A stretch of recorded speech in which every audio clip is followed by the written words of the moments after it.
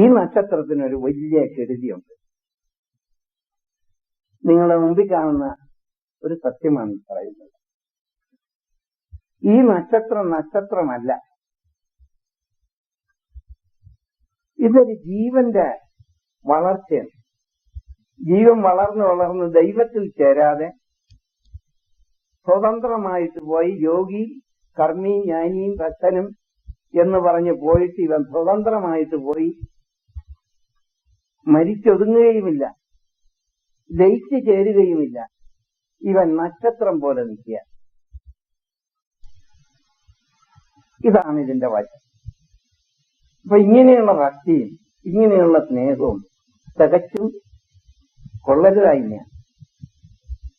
ഈ നക്ഷത്ര രാശി കറങ്ങി വരുമ്പോൾ ഈ പിശാചും അവിടെ കറങ്ങിയത്. ഈ പിശാചിന്റെ അവകാശമാണ് ഈ വീട്. ഈ വീട്ടിൽ ജനിക്കുന്ന കുഞ്ഞുങ്ങൾ ഈ പിശാചിനെ പോലെ വരിക. കുറെ എണ്ണം ഭക്തി, വളരെ വലിയ ഭക്തി കാണിക്കുക, പെണ്ണും ആണും, അവർക്ക് ഭ്രാന്തായിരിക്കും. ഇത് ഞാൻ പറയുമ്പോ ഭക്തിയെ പറ്റിയാണോ സ്വാമി ഇങ്ങനെ പറയുന്നതെന്നൊക്കെ ചിലപ്പോൾ നിങ്ങൾ ചോദിച്ചേക്കാം.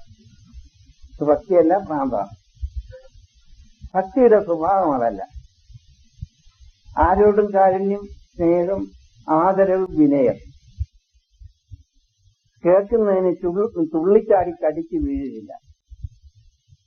ആ വിനയം പകർന്നു വരുന്ന പെണ്ണുമാണ് സത്യം പകർത്തുന്ന മക്കളുടെ വാക്യാണ്. ഇങ്ങനെ ഒരു രംഗം നിങ്ങൾക്കില്ല. നിങ്ങൾ എവിടെ വീടുകളാക്കാൻ പോണത്? ഇത് നിങ്ങൾക്ക് വേണ്ടി ദൈവം വിധിച്ചു തന്ന ഒരു കർമ്മശുദ്ധിയാണ്. അതിൽ സത്യമുണ്ടോ എന്ന് നിങ്ങൾ അന്വേഷിച്ചോണം. അതെവിടെയെല്ലാം ദൈവം ഭാവന ചെയ്ത് വെച്ചിരിക്കുന്നു, ക്ഷേത്രം മേജറും അല്ലാത്തതുമായി ഊരായ്മ വക ക്ഷേത്രമെന്നും അല്ലെങ്കിൽ വീട്ടുവക ക്ഷേത്രം